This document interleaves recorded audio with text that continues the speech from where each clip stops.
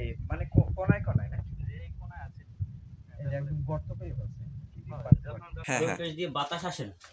আর শীতকালে কেমন করেন? শীতকালে শীতকালে চার মানে চারপাশ আটকানোই থাকে।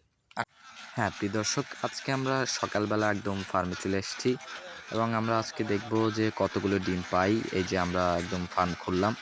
আর আপনারা যদি নতুন দর্শক হয়ে থাকেন অবশ্যই চ্যানেলটি সাবস্ক্রাইব করুন। তো চলুন দেখি কয়টা ডিম পাই।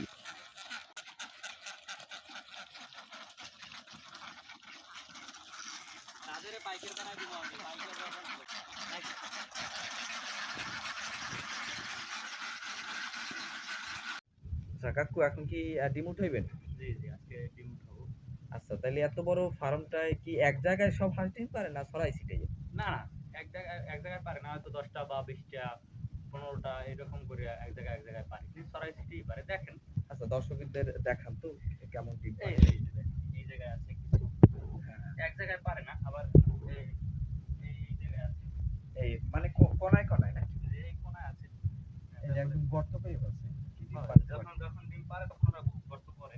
হ্যাঁ। এই আছে, আবার এই পাশে আছে, তারপরে দুই একটা, এই যে আর কি দুই একটা খোলামেলায় থাকে। কিন্তু বেশিরভাগই দেখা যায় যে মানে ওরা এই 4টা 5টা 10টা 8টা করে মানে এক জায়গায় পায়।